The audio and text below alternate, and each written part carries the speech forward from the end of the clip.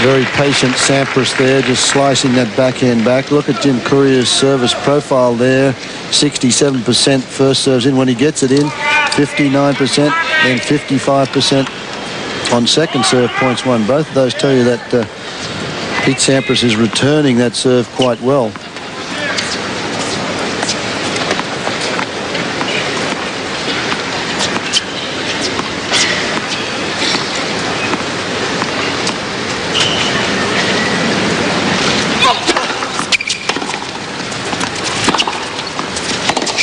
This hits. He has a couple more chances at this break opportunity. He has in turn just been broken. They've both got 2 breaks of serve.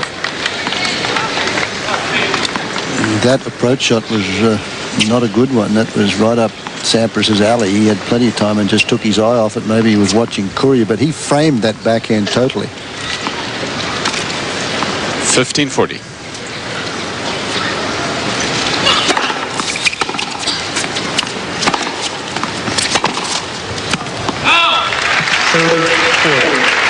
Another one.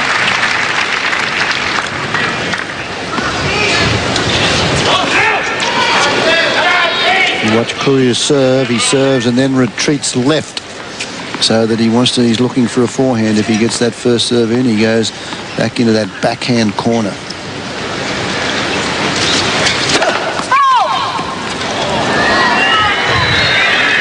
Two of 4, as I said, they've both broken twice. Sampras has had 4 shots at it. Courier 5.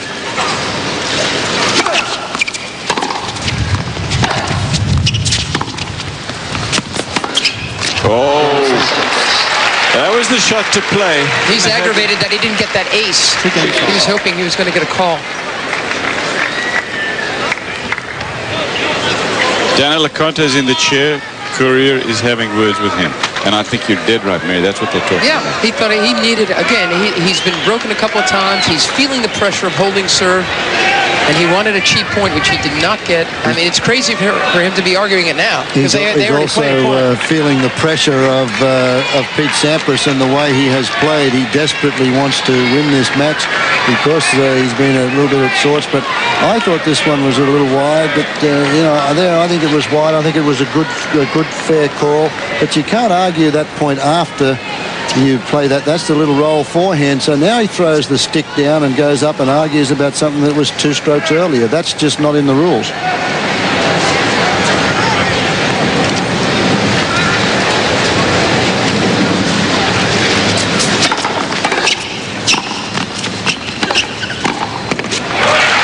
A year ago at the Lipton, Courier had words with Daniel LeConte in a losing effort to Mark Woodford. He was very aggravated.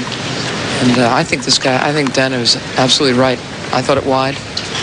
And I trust LeConte's judgment on these kind of situations. Again, it was Courier had no chance to win that exchange anyway. No, I don't think he was trying to have anything changed. He was absolutely just trying to make the point. Right.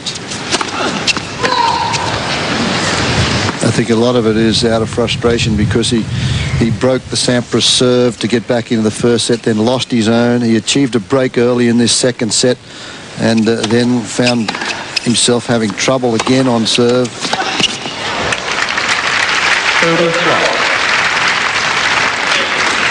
Sampras is in a position now, frankly, where people are really hoping that whoever plays against him does well, and that's to be expected because he has dominated this men's game for so long now. They're looking for a challenger that's for real. 30 love.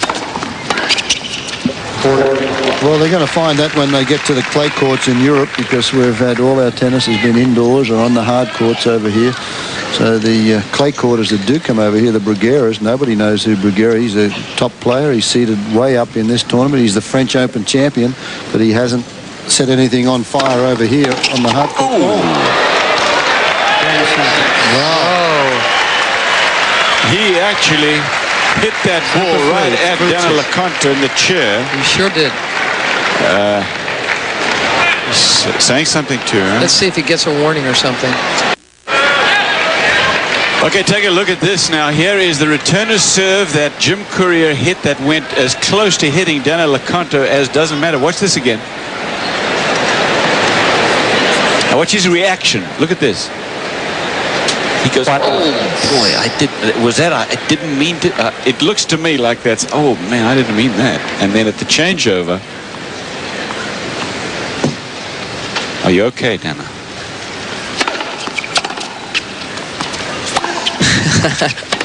I don't know. The jury's out on that one. Only Courier knows if he meant to hit Daniel Lacano or not. But I'm glad that they were speaking with each other on the changeover. Did get him in the leg, Daniel Lacano.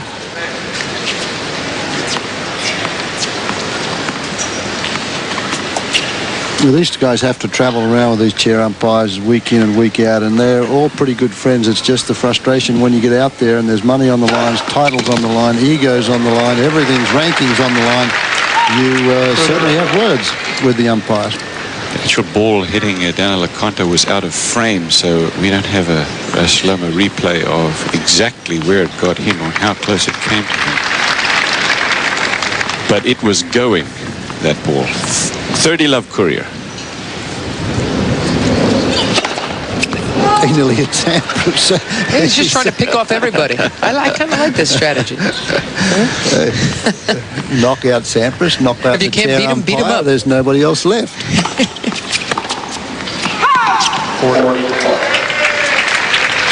A sloppy game from Pete Sampras, and it's the kind of game that Courier frankly needs at this point. Even things at 3. We're talking about corporations against corporations, Cliff. You know how you tell whether the guys have got racket contracts? This is one corporation against another. One corporation down there has a racket contract, one doesn't. I'll let you figure out which one. Let's point out, first of all, Fred, that we were talking earlier about the differences between, in case the folks were not with us. That was, what was that, an overrule? No, it was another call that Courier thought he'd gotten another first serve in. It was called out.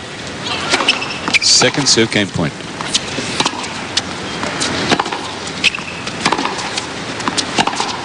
Courier holds on.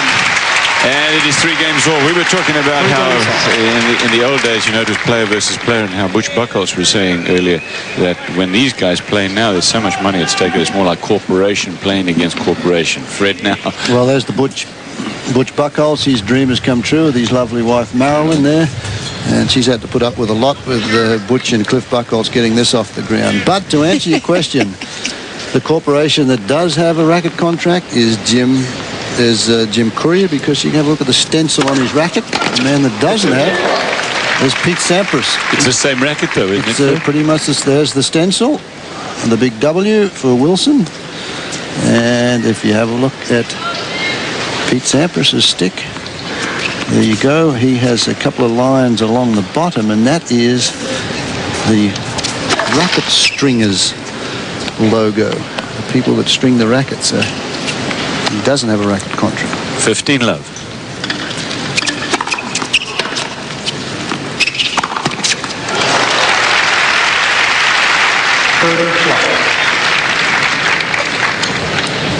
Well, the string logo, it's the Babylon company that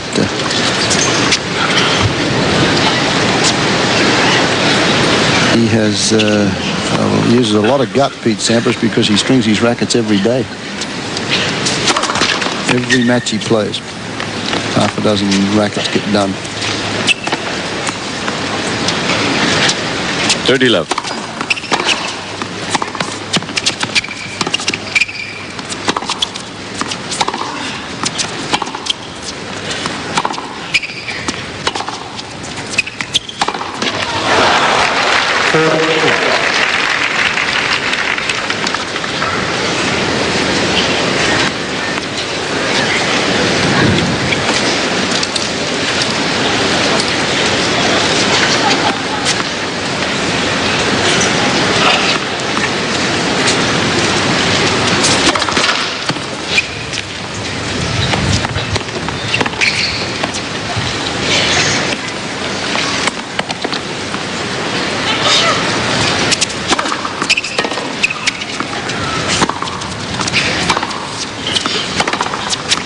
Missed it.